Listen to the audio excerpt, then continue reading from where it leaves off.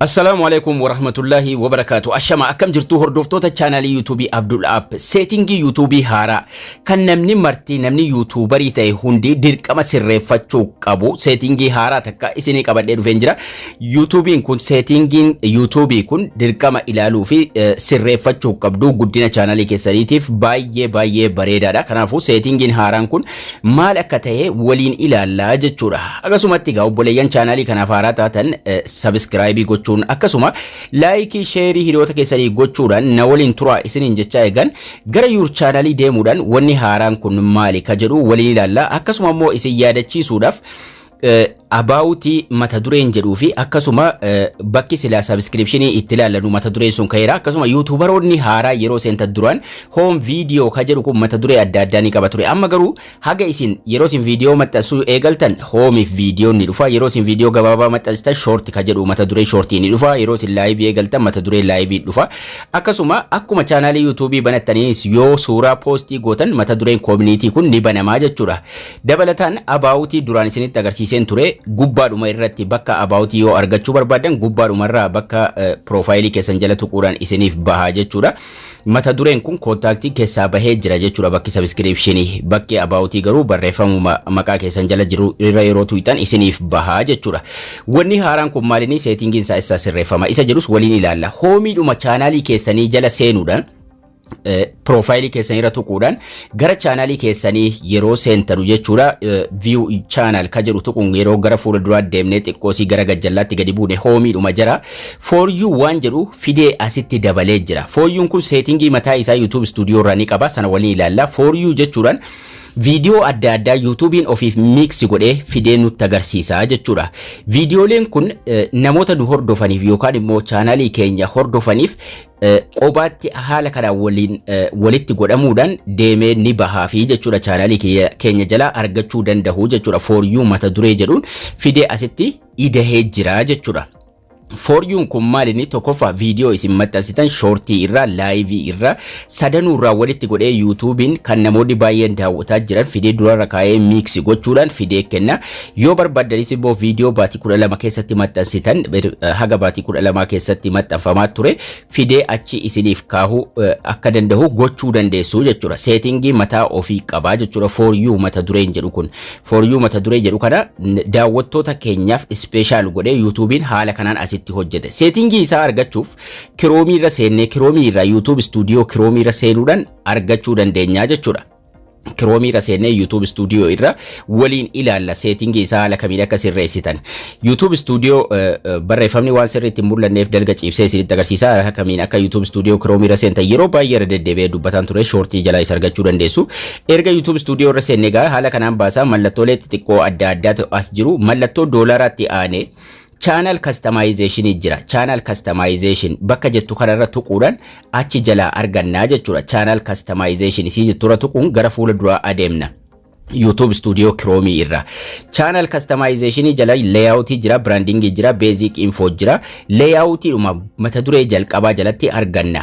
Barnoota layout jala jiru duraan barsiiseen jira haala kamiin akka namoota channelii keenya maatii hin taane video lafa keenyu akkasuma namoota maatii taane video kamii akka filannee dura keenyu duraan barsiiseen jira. Sanatti aanuudhaan egaa settingii haaraa tokko jira. Settingiin kun recommendation for your viewers ka jedhu jira. Layout mata duree jedhu jala recommendation for your viewers mata duree jedhu arganna. Achi jala tokkoffaa waan onii goonuuf ofii goonuu tokko arganna. For you nu jira. Recommendation for your viewers. Recommend nu godha jechuudha namoota channelii keenya ilaalaniif video haga ta'eef geessee for you jala kaahuudhaan.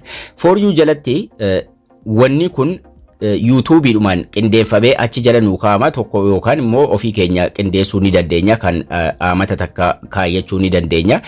Viewers keenya yookaan immoo namoota video keenya daawwatanuuf channelii keenya jala kaa'aaf jechuudha. Achi jala akka jarri argatanii daawwataniif. Xumura irratti more setting ka jettu tokko jirti. Tokkoffaa kun onii ta'uu qaba akkasitti magariisa tahee banaa tahuu qabaa jechuudha. Yoo cufaa jiraate channelii keessan irraa YouTube Studio irra seenuudhaan settingii kana banuu qabdu jechuudha. erga sanbanattanii kaatanii immoo waan sadii ammas kan isin oonii gochuu qabdantu jira. Erga kana oonii gootanii kaatanii yoo duraan daalachaa'ee cufaa jira ta'e oonii gochuu qabdu. Yoo haala kanaan akkasitti daalachaa'ee jira ta'e banuu qabdu jechuudha. Haala kanaan bobeessuu qabdu, oonii gochuu qabdu jechuudha. Sanaan booda more setting jedhee jala isaa xiqqoo tokko jirti ammallee more setting kanarra tuqanna ammallee more setting jettee as jirti buluudhaan barreeffamtee for you dhuma jala isii kana tuquudhaan ammas sadanuu oonii ta'uu isaa ilaalla. Content type video jira akkasuma short video jira akkasuma dabalataanis live streaming jira. Sadanuu banaa tahuu qabu jechuudha. Jara kana sadanuu banuu qabna haala kanaan biluu ta'ee taahuu qaba. Yoo duraan cufaa ta'e sadan jaraatu banuu qabdu jechuudha. Sadanuu oonii gochuudhaan danii goonee publish gochuu qabna jechuudha. Actually YouTubein ofiif yeroodhuma seera kana baasu yookaan setting kana baasu ofiif oonii ta'a. Yoo haala kanaan daalachaa'ee jiraate sadanuu banuu qabdu haala kanaan boba'ee taahuu qaba yookaan immoo oon ta'ee taahuu qaba. Actually YouTubein ofiif yeroo seera kana baasu ofumaaf oonii godhee baase yoo akka carraa ta'ee setting keessanirraa kun ofii ta'ee banuu qabdu jechuudha. Jalalatti filannoo lama jira. Tokko YouTubein ofuma isaati. YouTube always update for you section jira ofuma isaatiif filatee adda godhe for you jala nuuf kaha. Yoo feetan immoo filannoo isa lammaffaatti dabarfachuudhaan recent content only kabbaatii 12 keessatti maxxansitan viidiyoolee tartiibaan viidiyoo akka isin maxxansaa deemtanii tartiibaan kaa'uu filachuu dandeessu jechuudha. Garuu immoo isuma jalqabaa YouTubein nu filatutu baay'ee bareedaadha jechuudha. So settingii kana check gochuu qabdu sadanuu oonii ta'uu qaba. Akkasuma kaasii for you kun haala kanaan oonii ta'uu qaba jechuudha. Yoo ofii ture oonii gootan publish ka jedhu sana tuquu qabdu publishii sana yoo settingii irraa sirreessitan jechuudha. Yoo garuu wanni hundinuu oonii ta'e waan publish gootaniif hin qabdanii akkasumatti dhiiftu tokkoon viidiyoo keessanii for you jalatti hordoftoota keessaniif isiniif kaa'ama. Akkasuma dabalataanis layout jalatti haala kamiin akka viidiyoolee kana tartiibaan kaayyattan duraan viidiyoo isaa barsiiseen jira. Chaanaliin wakiyya jala yoo seentan haala kamitti akka mata duree adda addaatiin haala kanaan viidiyoo qindeeffattan duraan barsiiseera. Chaanaliin wakiyya jala seenuudhaan playlistii jala yoo seentan playlistii jala video kana barnoota isaa akkamitti akka godhatan kana akka tartiibaan kaayyatan playlistii channelii kiyya jala argachuu dandeessu. So haala kanaan settingii kana yeroo oonii goota yoo duraan ofii ta'e haala kanaan dhufe for you jedhee asitti isiniif bahuu eegala jechuudha. So wanni kun salphaadhumatti daawwattoonni keenya video kana akka jarri salphaatti argataniif gargaaranii channelii keenya irrattis recommendation isa guddataa deema. Baay'ee bareedaadha. YouTubein ofumaaf update isiniif godha. Baay'ee bareedaadha. Settingii isaa ilaalaati sirreeffadhaa isiniin jira. Garii immoo playlistii jala seenuudhaan argachuu dandeessu isiniin jecha. Barnoonni keenyas kana fakkaata.